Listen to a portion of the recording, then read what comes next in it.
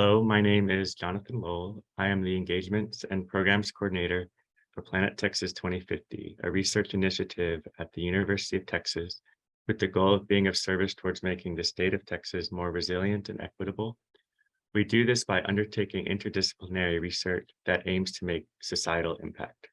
As part of this project, we started this panel series, which we've dubbed Resilience Roundtables, to bring together leaders across the academic, nonprofit, government, advocacy, and artistic sectors.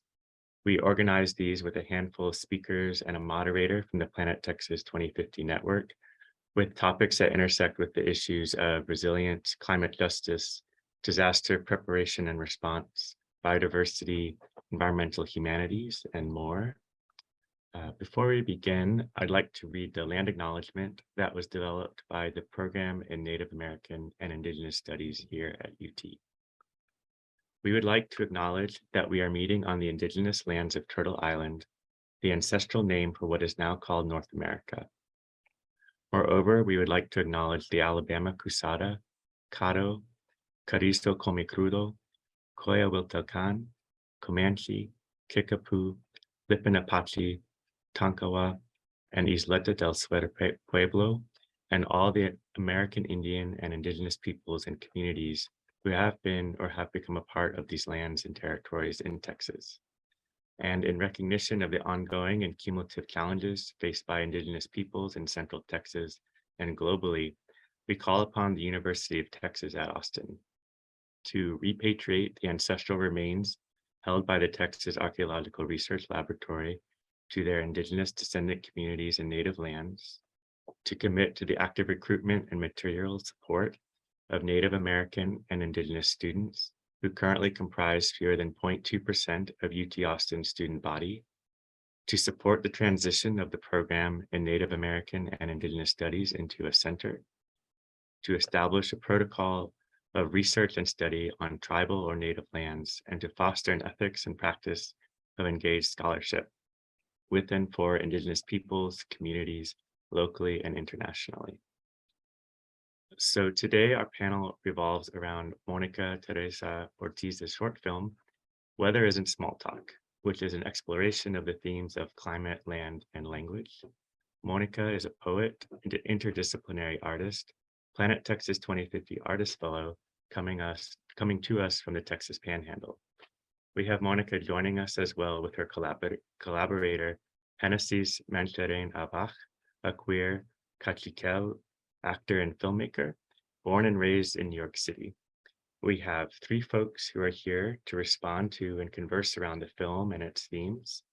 CJ Alvarez, environmental historian at UT Austin, Pavitra Vasudevan, feminist geographer, race scholar, and storyteller, also at UT Austin, and Fatima Ayan Malika Hirsi, poet, Black mother, and food grower living in Oregon. So all our speakers are going to introduce themselves shortly, and then Mónica and Genesis will set the stage for the film. We'll then screen the film, which is about 5 minutes long, which will then be followed by a discussion among our 5 speakers, with some time at the end for audience Q&A as well. So with that, I'll turn it over to CJ to begin our intros. Oh, I'm beginning the intros. Okay. So I'll keep it very brief. I wrote a book about the US-Mexico border in an effort to kind of stop talking about the US-Mexico border, talk about it in different ways. I'm currently writing a book about the history of the Chihuahuan Desert. But by way of introduction here, I want to talk less about the details of my work, and I want to just introduce you to 4 of my central interests and preoccupations and questions that I ask that I think that will dovetail pretty nicely into this broader conversation.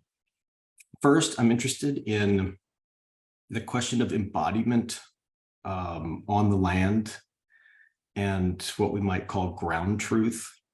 That is what it's like to be on the land, what it's like to be in a landscape. We might also call this field work, but in a more expansive way. Second, I'm interested in how to read landscapes or to read the land.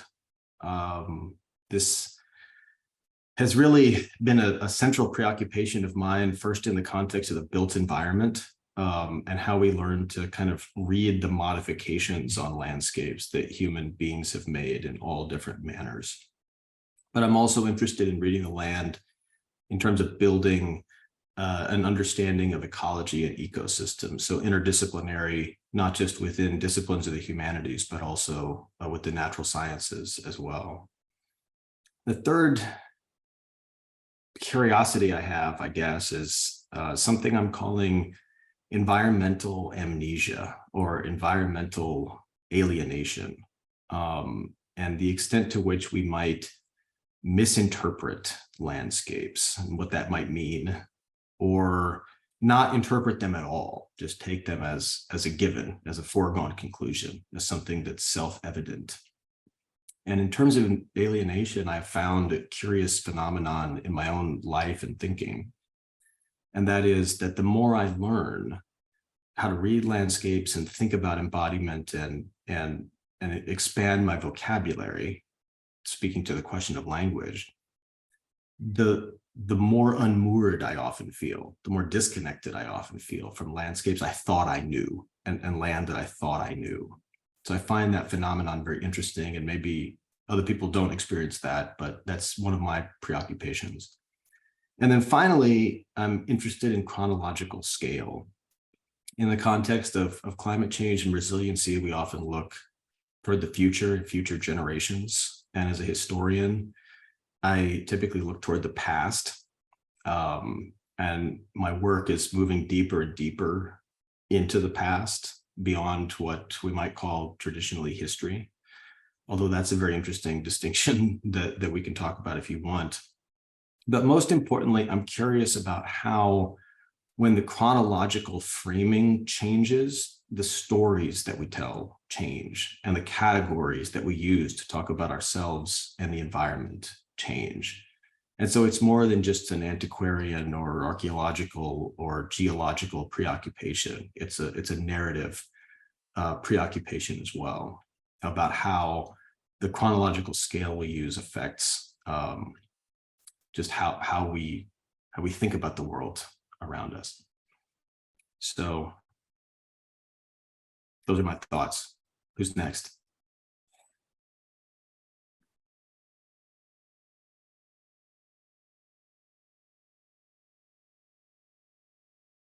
Oh, we don't hear you, Pavi.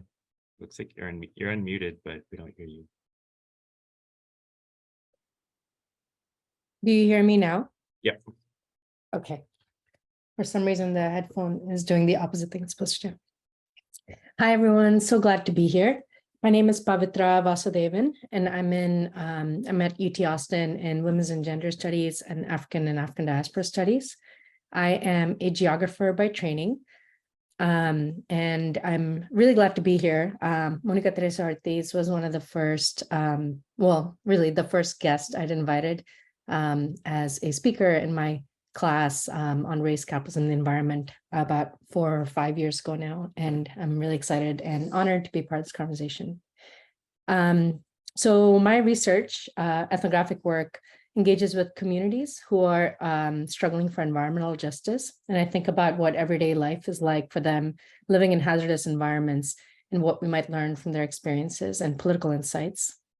And I've thought about research scholarship as a kind of storytelling in my work, and experimented with ways to better communicate and evoke what it means to live in places, particularly in the context of where racism and colonization have layered injustice into the earth, to draw on Laura Polito's work. So that started with a film about a little over a decade ago now, a short film about Warren County, North Carolina, which is called The Birthplace of Environmental Justice. As part of my research in an aluminum company town. Later, I wrote a play to share the stories back with community and their families. And right now I'm working on a book called A Toxic Alchemy. So in lieu of sort of describing my scholarly interests, I'll read a brief excerpt from the book where I talk about poetics. And really, this is my offering because I think Monica's work does this. So yeah, let me just read a little bit. Toxic alchemy gestures towards the need for an anti-colonial geopoetics, a way of storytelling the earth that accounts for the colonial racial legacies of modernity while reaching beyond them. Anti-colonial geopoetics is about how we might imagine and express what it means to exist on Earth, which is also then, in the current context of planetary crises at all scales, about how we might imagine otherwise. Geopoetics takes seriously the world-building potential of language. Textual metaphors, vocabulary, and grammars take material form as the social relations, systems, and infrastructures that condition our everyday lives. In the context of accumulating planetary crises, this potential of text calls for greater attention to language. How do we narrate the ways in which colonization and racism are layered into our worlds, transforming soil, air, water, and life? What genres and forms may increase our capacity to face the overwhelming horrors of this world while reaching towards relations that sustain and nurture abundance? My questions and my interests resonate a lot with the other folks here, but I'm thinking a lot about land, water, and air, the atmosphere, we might say, about crises like climate change and how they show up in people's everyday lives, and about this desire for other possible futures than the ones that we find ourselves seemingly trapped in. And that's it. I'll hand it off.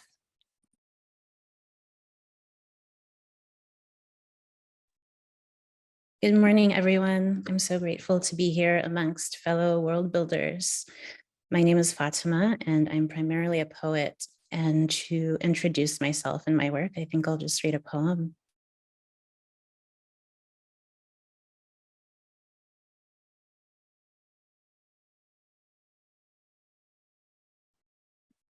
Thank you for having me.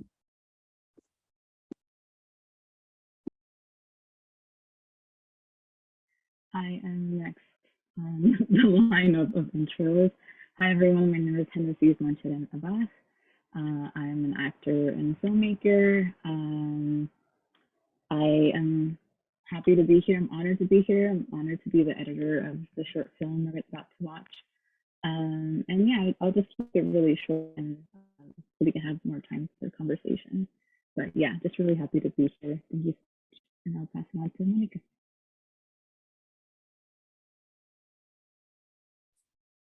Hi, everyone.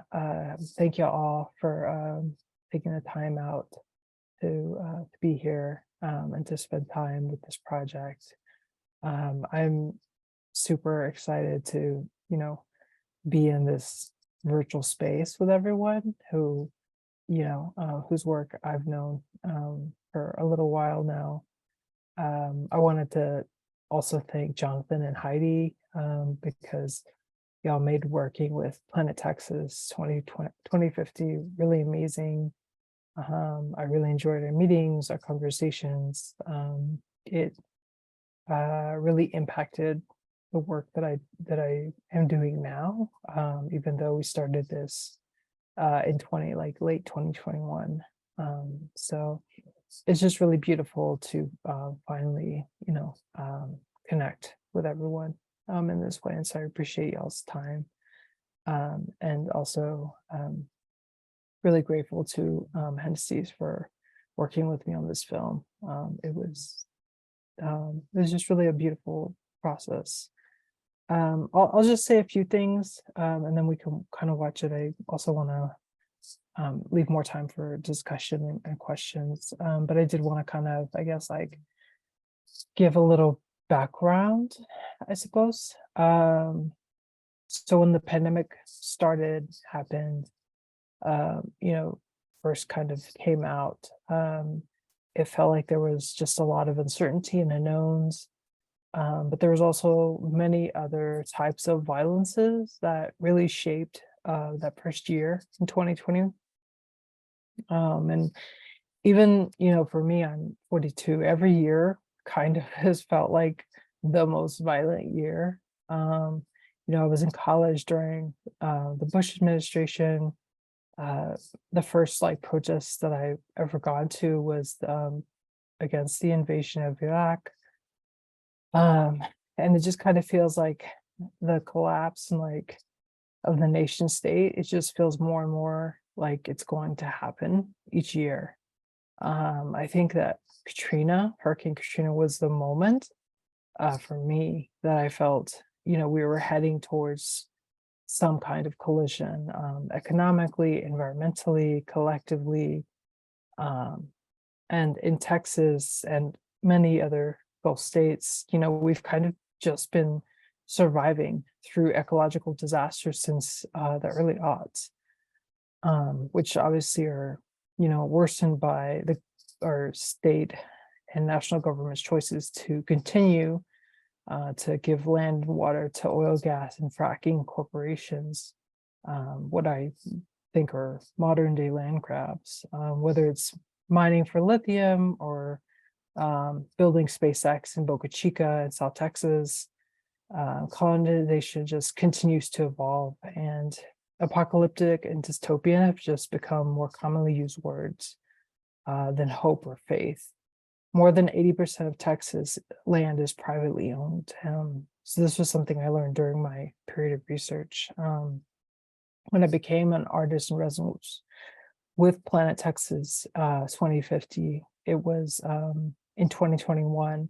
And so these were some of the thoughts I was kind of just, meditating on.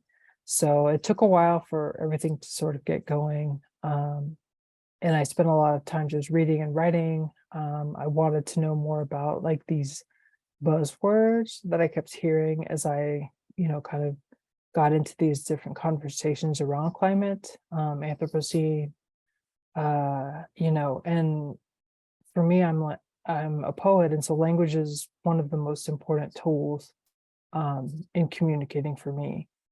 But we all know that language isn't empty. It has weight, it has meaning, it has history. And the more and more time that I spent reading, the more and more certain words just kept coming up that really, surprised me that people were using when they were talking about communities and people.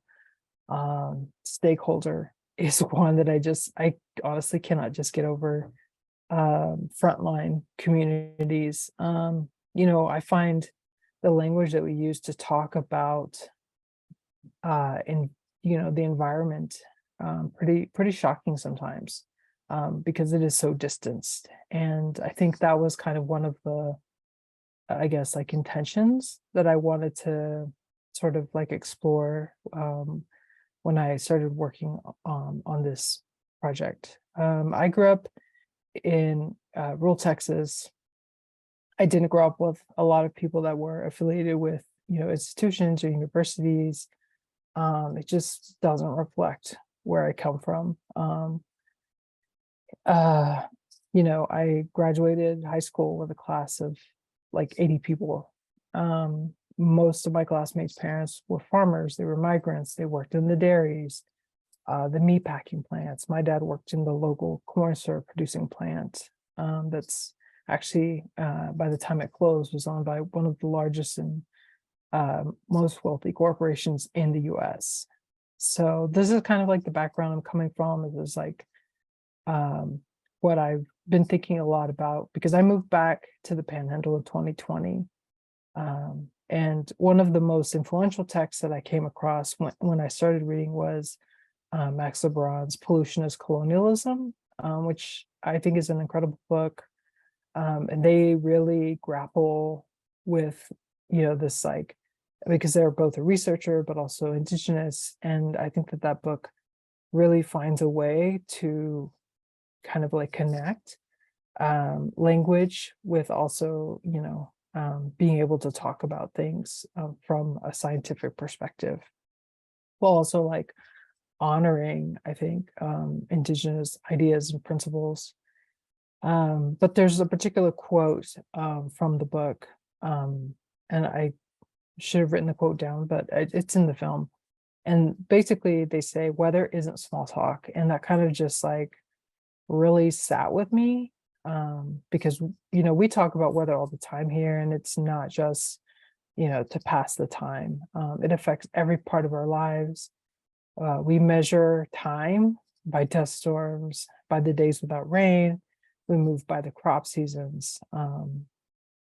And, so these were conversations I started having with Hennessy's, who is a, incredible filmmaker and so generous with their time and sharing like knowledge. And, they really encouraged me to think about doing something sort of out of my comfort zone, because I'm a poet and my default was to maybe write something for this project. And, with their support, I decided to do something else. I wanted to make a short film. And they were really elemental in making that happen.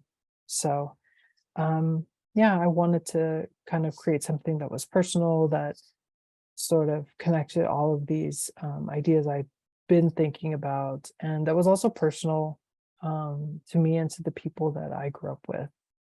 So that I'll kind of leave it at that, and we can do the screening. Thank you all for being here.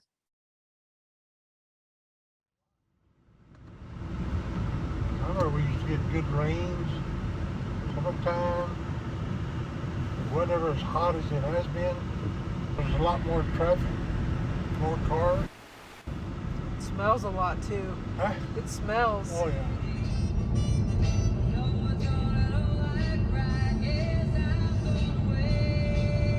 What do you think is going to happen?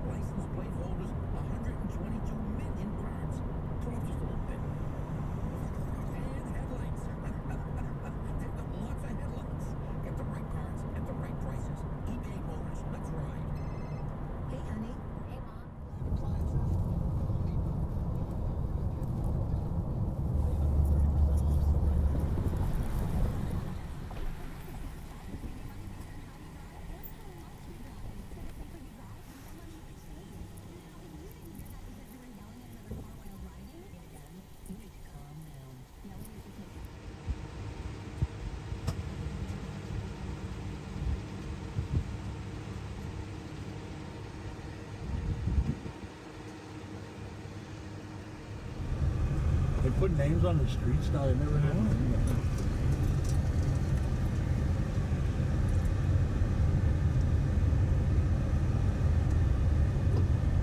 ¿Y un pescado blanco ese? That's where it's at? Ahí está grandma. ¿Eh? Ahí está grandma. Mira, the cross is landed as well.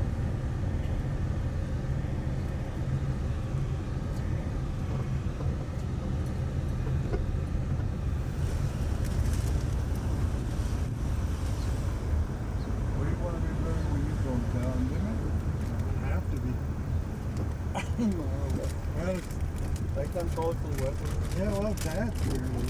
Oh, well, we got two cemeteries. So, oh yeah, one of them just about half a mile from where I live. It's about 2 miles out in the county. Oh, okay. And the outskirts.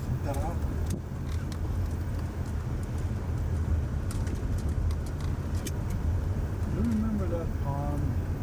I went by your house and we used to go catch goldfish.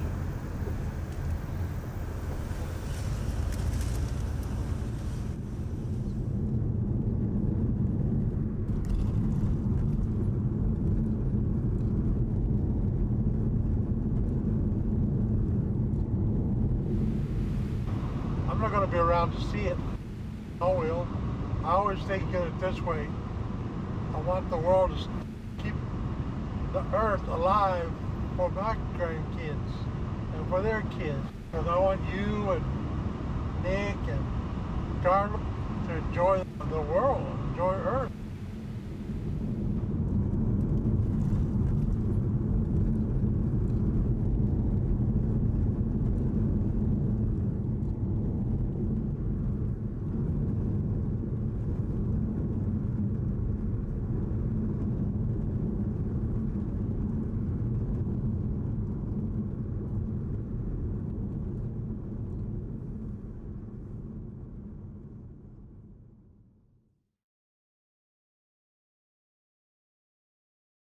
I have some questions.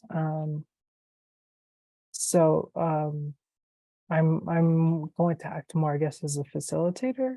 But before I like ask my questions that towards the other panelists, I was wondering, does anyone have anything that they want to like say? Or do you want to just go into questions?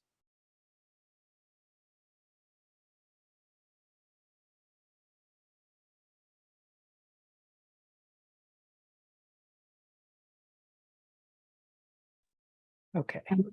I Go can, ahead. yeah. Yeah. I really love the film. It's there's something very intimate about it. Even, I mean, I think today, I'm not sure if you shared, did you talk about your father yet? So the relationship of you to the film is, it's kind of ambiguous in the film. You don't know, who you are there, but it's really intimate in the sense of it's like someone talking about their family, and the footage, like driving through the landscape and sort of just everyday talk. It's just so beautifully done.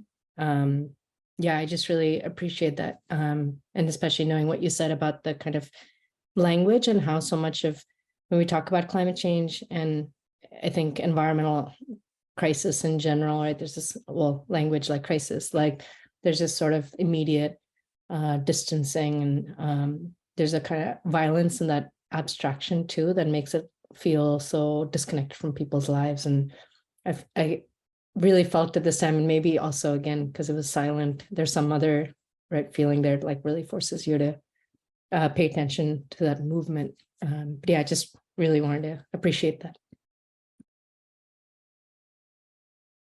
Okay, can I say something before we jump in? So I think going back, Mónica, to this private land question that we all know, all too well, here in Texas, like the part of the film that struck me and that continues to strike me, this is I think my fourth viewing now, is it's a road film. It's like a highway film. And you're in motion the entire time. And I think that does really interesting things for the themes that you're talking about, especially since you're in different locations, very, to my eye, like dramatically different, locations between the Panhandle and Del Rio. But I also think it's like, that's like a very, so in some ways it's an imperative that it kind of has to be from the roadside because you can't go anywhere else. That's the whole point of private land. So in some ways it's like a very Texan film. And I don't mean that as a, like, I know that one of the things that you explore in your work is your relationship to Texas and what that means, and in like a rehabilitative way. And so I wonder if you could just say a few words about your thinking beyond my reading of like the point of view of the film that is in motion and that is either that is like, I don't know what the right word would be, like constricted to highway routes or not. Like how are you thinking about that? How are you thinking about that? And Hennessy as well, since you were involved in the kind of remote editing of that, like that's a really interesting, I think, dynamic as well. Back to this question of embodiment or disembodiment. So what do you all think? Yeah, I think that's a great question. Both really great thoughts from UCJ and Pavi. I definitely, that was like a big, to borrow your word, barrier in like putting this film together. So I grew up in Castro County, which is situated between Lubbock and Amarillo in the Panhandle, to just sort of like, if people are kind of familiar with Texas, like just to, situate you geographically, that's where I grew up. It's like the bottom of the Great Plains. It's a lot of it's prairie land. And as a kid, I lived here until I was 18, and it was much easier when I was younger to have access to spaces. So like in the beginning, you saw one of the rivers is the Canadian River, which is outside of it's in Randall County partially, which is Amarillo. And I don't think it's in the video, but there's an overpass that passes over that river. And when I was younger, that river was like, full. You really couldn't always go down there because it was usually like full of water. And my dad, who also mostly grew up here, when we went to visit that particular area, he was telling me stories of when he was a kid in high school and they would go on their dirt bikes and just like take those routes. So I feel like the changes, even in just like the last like 20 years, was like huge between being able to like access that space. The same thing happened with the other river that you see, which is the Red River, which is almost impossible also to access because parts of it is dried out and then the other parts are privatized land, so you can't even get down to the river. And then the towards the end, we go to Valverde County, which is where my dad was born, where he grew up, where he spent a lot of his youth in Del Rio. And we were gonna go to the Rio Grande, like actually go to the river, but you can't. If you go, at least if you go to Valverde County, because of the wall and because of, they've pretty much fenced off that entire river. So in order to access the river, you actually have to go into Mexico. And so that was kind of, I think, what sort of like created the impetus for making like a road film was I actually couldn't access a lot of the land that we were looking at. And so I think that we had a meeting last week and Bobby called it like guerrilla filmmaking, and it really was because, you never know if you're going to also get in trouble for trespassing because there are so many trespassing signs, whether, right there if you pull off the highway. And then of course, like along the border, it's like heavily surveyed. There's a lot of military, National Guard, Border Patrol, police within 100 miles of the border. So once you hit that 100-mile mark, like you're seeing constant, militarization of that area.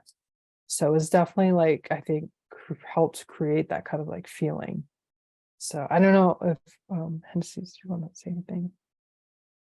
Yeah, I mean, I'm not from Texas. I'm from New York, born and raised. And so I think when like we sat down together to watch the footage together, and kind of just see what the footage says and kind of what themes come up for us also. And I think one of the things that struck me from the beginning was just like the colors and the textures of the landscape within like one state, which is really, it was kind of bizarre, honestly. And I think it was very disturbing to see how much lands can change in such a small-ish area, but also these changes are not natural. These changes are like, manipulations of our social and political context. They're manifestations of what the realities that we live in. So I think that also says something about, that also gives it like a haunting quality for me, especially seeing like the cows in this like dust storm / like lightning storm. Those are things that you do not see in New York, so for me it was very interesting to play with those images. And I mean, as you can tell, it's not a linear story. You don't really know where you're going.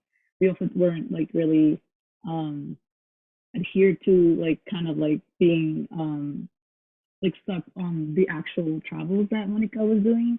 We kind of just, I kind of just edited it in a way that seeing the more, honestly, just vibes, quite frankly, like what colors speak to one another, start off with the dryness and then kind of go into like the scarcity of water, and then going into more like green colors towards the end. But yeah, I think what I really liked what you said, CJ, about like always being in motion. And I think that also is something that we needed to play with. And I think that also reflected in the non-linearity of the film. And yeah, I think it's a very Texan film. I agree with that too. Yeah, I'd like to comment on a word that I just heard used, haunting. And that's something that I really felt watching the film. I felt a presence in those expanses of only wind, of, only the landscape, the desert. And so often when a lot of people think about the desert, they think about just emptiness and how full those scenes felt, and how they felt full of like everything before and everything that would come after. And how there were points in the film where the past was mentioned, there used to be good rains. They used to not have signs here. And how also there was this looking toward the future, and how something I felt the film really embodied was this presence of everything, through all of time. Yeah, I just felt like the ancestors and our descendants as well.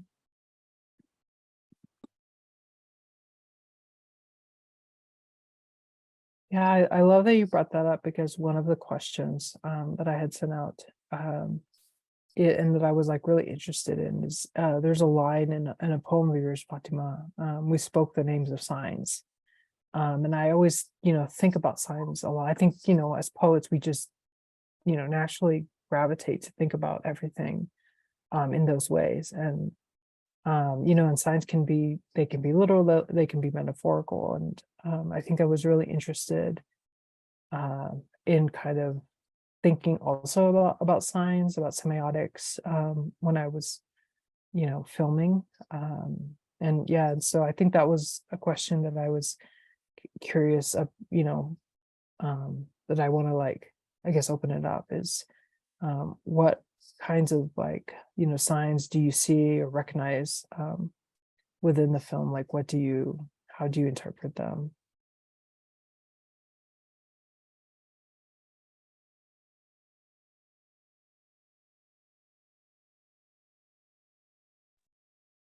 I can pick it up and say, you say at some point in the film, what do you think is going to happen? And immediately after you say that, there's a scene of you driving into a road that's just covered with dust and you can't see clearly. And I think that just speaks a lot to the future that we're walking into, where we can't see what's going to happen and we can't really predict.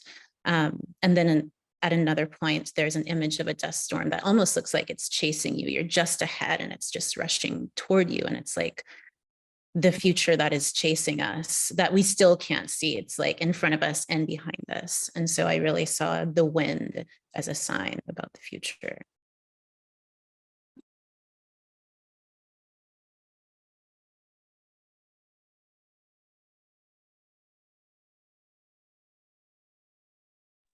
I'll pick up there too. I'm interested in this relationship between sort of everyday life, right? So seeing signs in everyday life and what we think of as like structural violence of capitalism, right? Or like these kind of big scale changes.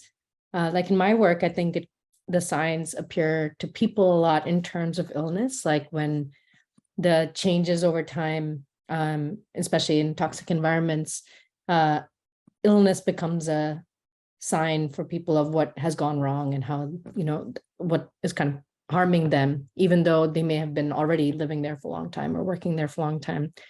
So I was thinking about that in this film. It's interesting because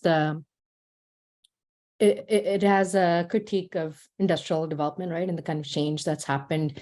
But it's implicit in some ways. It's not like explicitly critical necessarily.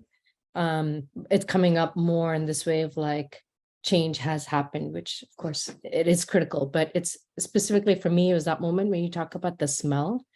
And that was really interesting because I think especially that you've gone back after a long time and that's something particularly noticeable to you. And it made me kind of wonder, like, what are the kinds of changes that people do recognize themselves over time? Or maybe when it intensifies a certain way, whether it's the dust storms you mentioned in your intro, right? The kind of period between dust storms becomes a kind of measurement of time and change. But I also wondered about how, like, the subtlety of your critique too here, like if this is a way to speak to people in Texas who may or may not, right? Like, I think politically or ideologically may be disinvested in conversations about climate change. But they do care about the land. They care about the places that they feel connected to, where, ancestors are buried. What become signs for them of, something that has gone wrong in some sense? If those, for you, the dust storm, did you feel like there were tensions between how you experienced them and people you were talking to? I was kind of curious about that relationship between like the everyday and the sensorial and the big picture. Yeah, definitely. Yeah, those are some really great, beautiful words from both of y'all. Thank y'all. Especially like I'm going to be sitting with, the future is chasing us. I'm just gonna that's just gonna sit with me for a while. Yeah, I'm curious. I think I'm really curious to see and kind of trying to pay attention to how people here in this like rural part of the state are having conversations, because it is, at this point, it's undeniable, right? You cannot deny that something is happening, that something has already happened. I can't remember where I read it, but the poet Harmony Holiday says climate changed. She's emphasizing that it already has changed. And I think that that's like very evident here. And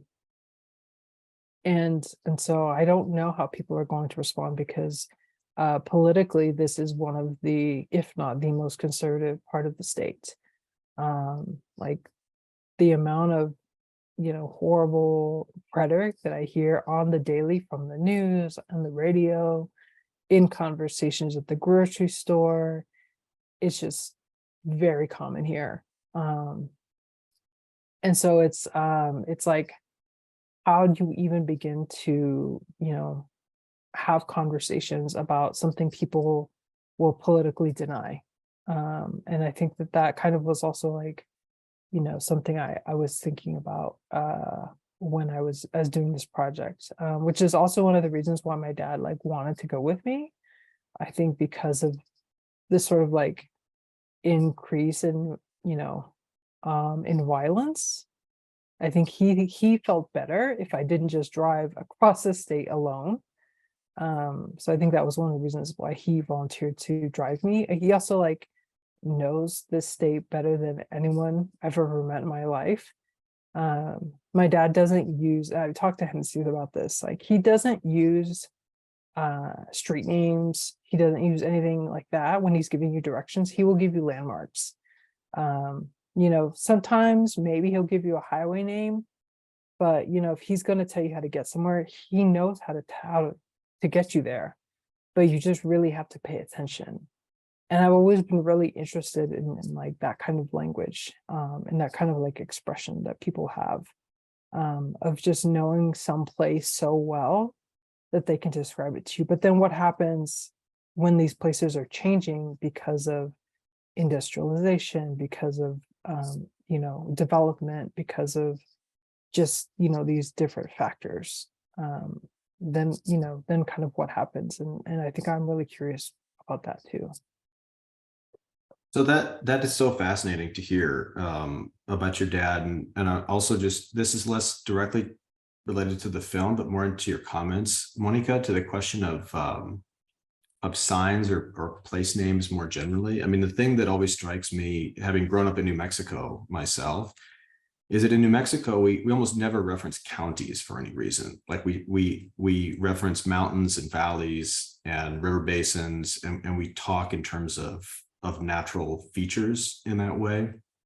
And in Texas, the language drifts toward political designations to describe space. And so I'm from this county, I'm from this city, I'm from this, this place, like first and foremost. And I think there's a connection between, and Pavi could probably speak to this better than I could, but between the extent to which a landscape has become a sacrifice zone and the increasing dominance of then strictly political boundaries to describe it. And so I was keeping a running list of just the infrastructure in the film: railroads, turbines, highways, obviously, ditches, transmission wires, derricks, the border fence.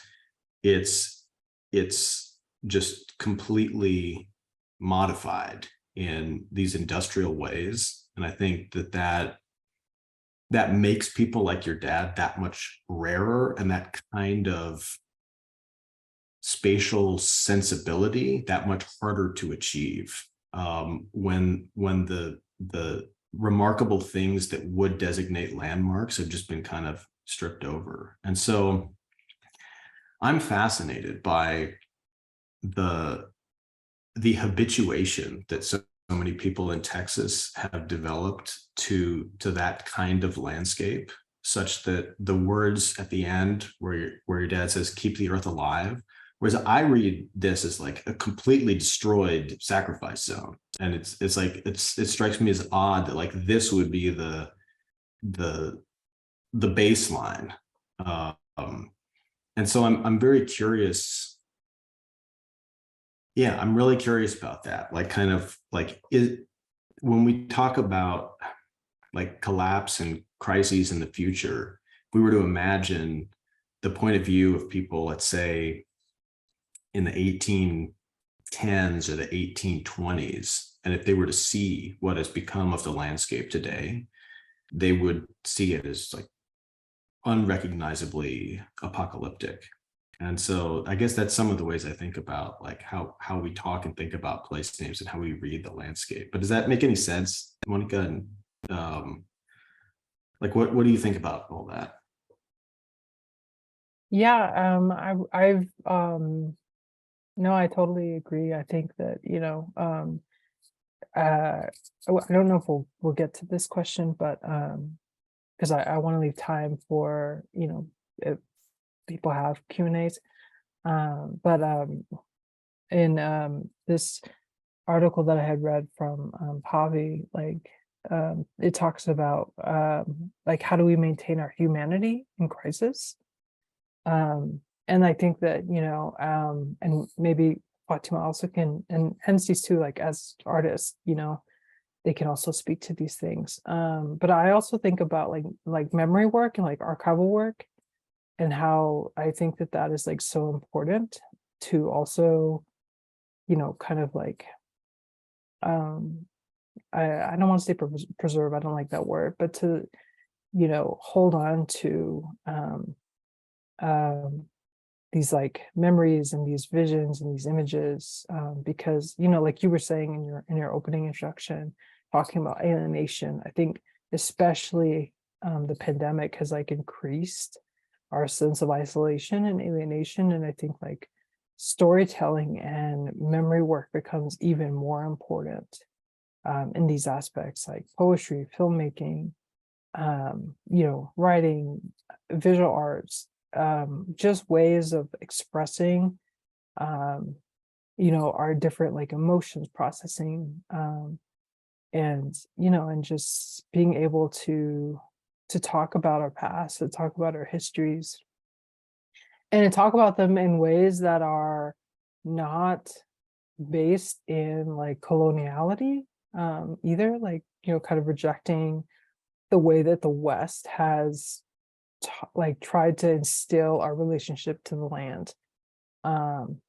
which, like, I went to public school in Texas, like it is wild. And I'm sure even now, like, it's even worse because of the power that the government has like instilled in taking away, access to books, the like limits that they're putting into like schools, things like that, So then I think that memory work and like remembering the land, especially like the way that my dad can remember it, is really important. He literally did not look at a map once, and we drove from here, from our house, all the way to Del Rio, Texas. And that man did not look at a map once. And he even managed to find the house that was barely standing, but the house where my grandfather was born in. He found it. And it's, like, that's a gift. So, these are things I think about a lot. And I think it is like really important. So I don't know if Fatima or Hennessy's have anything to add, and then maybe we can take some questions after that. Yeah, definitely. Thinking about your father and all the knowledge that he carries, that is so beautiful and unfortunately so rare. And how, that's not an accident, how the state and the government and these forces don't want us to remember things, how there's such a push even now, talking about critical race theory and things children are learning or not learning in school. They don't want us to know our histories. And so when we can keep those memories alive, I think it's so important. And that's why your work is so important.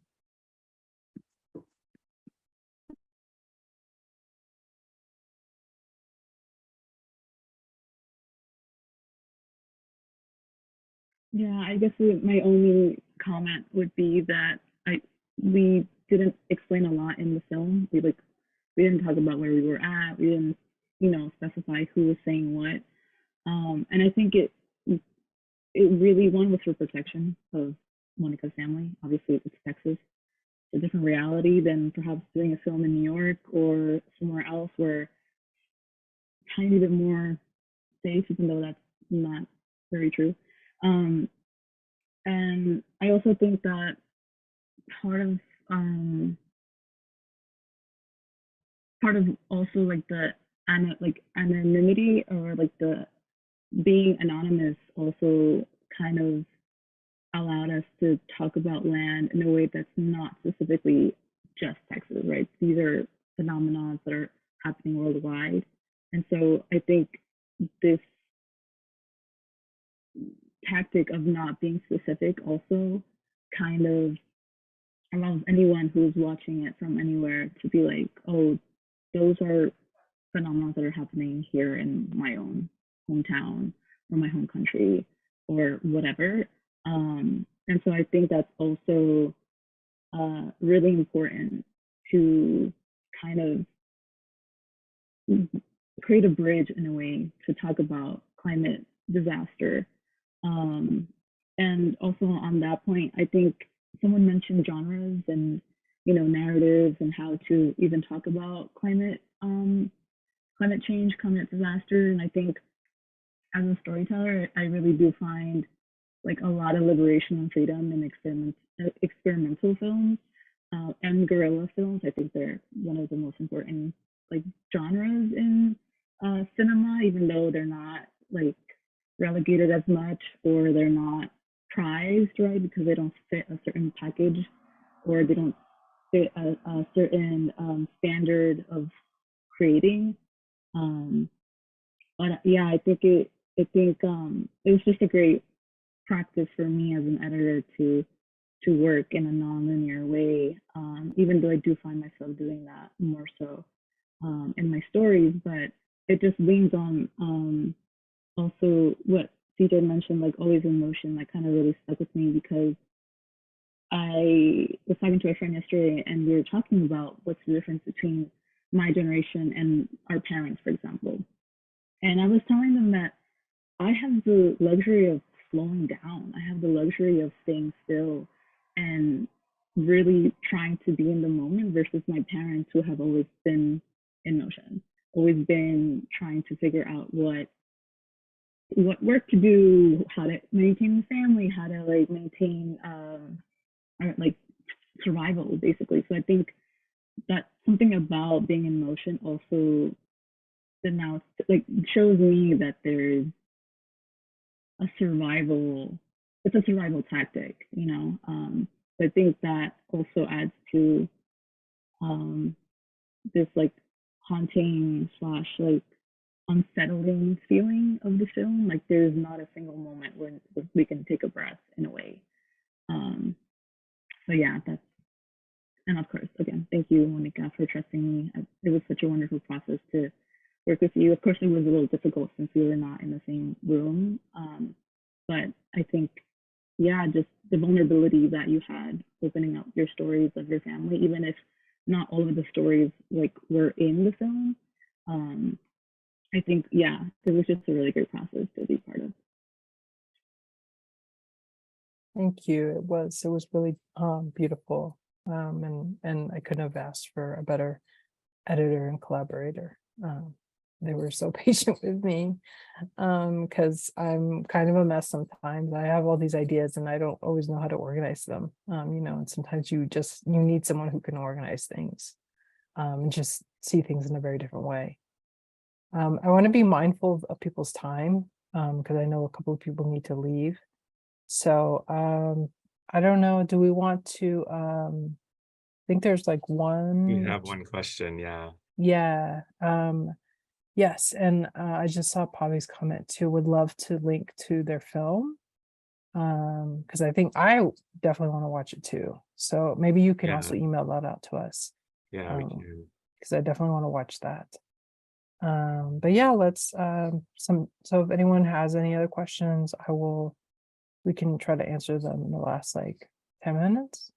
Yeah, I'll go ahead and read this question from audience member. I'm thinking about cities that have already claimed themselves as climate refuges, like Duluth and Buffalo, and this idea that places that will go through more catastrophe, like New Orleans and coastal towns, should just abandon ship. What would you say to this belief and inevitable rising sea levels, coastal erosion, and this solution of abandonment? And then let's see. An example of maybe no choice being Newtok, Alaska, which is currently relocating. I think that's a great question, Kushbu. And certainly like something I think a lot of us probably have been thinking about. Especially like, last summer there were so many floods globally, not just like here in the US, but in so many other places experiencing floods, and we're seeing so many people having to like flee their homelands because of not just because of climate change, but for other like political reasons, usually because of the US. And I think it's kind of, I think I'll try to like, I guess, answer this in, I don't think that abandonment is the solution, obviously. I think that's a symptom of capitalism, is to like abandon people. It's easy to like dispose of people in capitalism because we think of the individual. Whereas I think, I've, learned throughout the years, thankfully with much gratitude to Black and Indigenous communities, to think of like a collective, where we don't abandon communities. Sorry.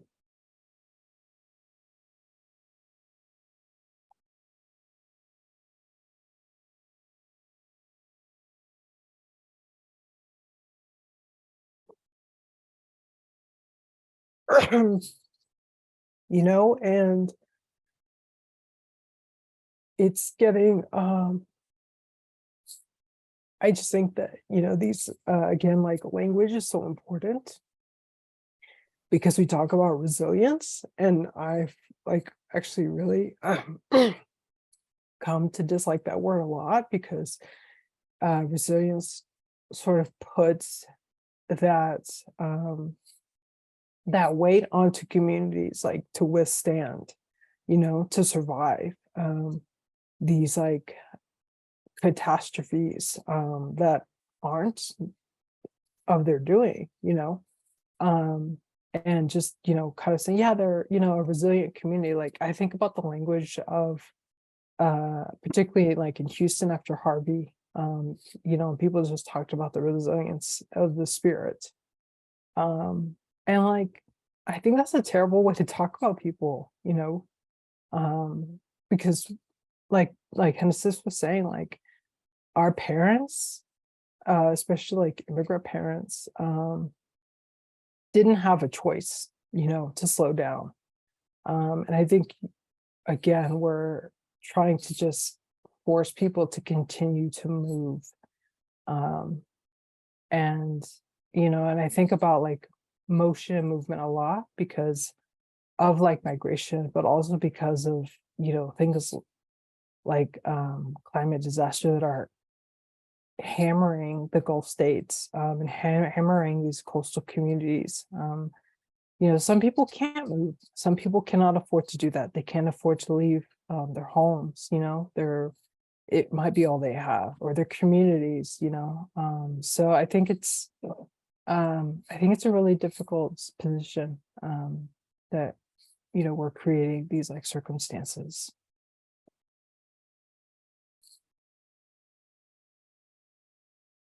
I just wanted to jump in and also say, in the film, like I think your film actually also shows why people don't move. And it's not, I think we wanted the questions asked a lot as if it's just about choice, but it is not a choice where you're from. To some extent, for a lot of people, I think that connection to place is so much deeper than, like, let's say a colonial or like modernist kind of way of thinking of like place happens to be where you live, right? And I think about this a lot because I'm an immigrant and also a settler here, and even historically with the kind of privilege my family has, like don't have that deep commitment to place. And actually it has been very humbling to see what it means for people to have that. And I think part of what your film shows us and how your dad thinks about it is that relationship to place is generational. It's a different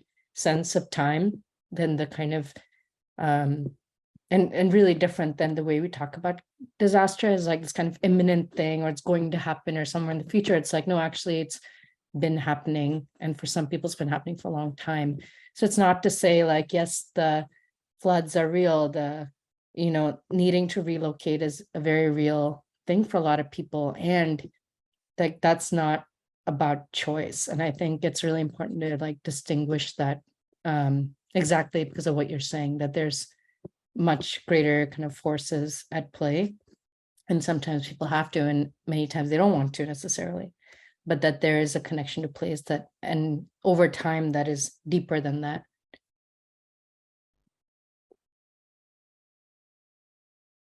I also wanted to briefly comment on what you said, Monica, about using the word resilience. I also think like a lot of times people, when they say resilience, it's kind of a way to not really talk about state or governmental violence. Like the spirit is so strong with this country, blah blah blah. We can withstand anything, which is horribly not true.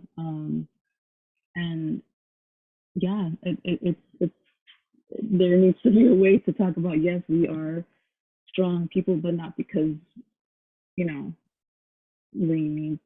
need to be strong because of these forces.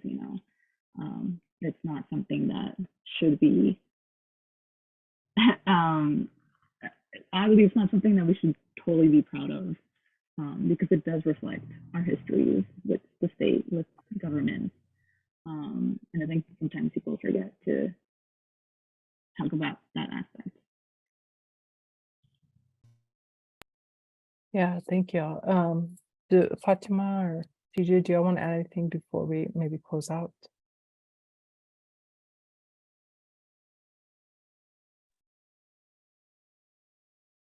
No, I think you've said it all of you, definitely on this conversation about resilience. The way that it is, language used to negate responsibility for what's actually going on. Yeah, just thank you for having this and including me. And I'm excited to dive into everyone's work more. Yeah, thank you so much for including me in all this. It was a real pleasure and an honor. I learned a lot. Yeah, thank you all so much for being here and sharing your thoughts and your words. I don't have a little reaction button here at the bottom, but I would be hearting everybody's comments because, yeah, it just gave me so much more to think about. And, thank you for sharing in your vulnerabilities. And thank you, Jonathan and Heidi, for, working with me on this, and Zeus especially. Thank you for bringing us all together. Appreciate it. Yes, thanks to all of you. Just wanted to mention really quickly that our next discussion is May 3rd, and it actually touches on this exact issue of coastal erosion and, Indigenous communities fighting to combat that and maintain their sovereignty and their place. It's called Reclaiming Native Ground, the Pointe-au-Chien Indian tribe and the long fight to maintain sovereignty while combating coastal erosion. And so I put the link to that in the Q&A, and we'll also send it out in this recording and also Avi's video to all the people who registered for this. So yeah, thanks again. This was just a lovely and enriching conversation. Thank y'all. Y'all have a beautiful day. Thank y'all. Thank you. Adios. Thank you, everyone. Thanks. Bye, everyone.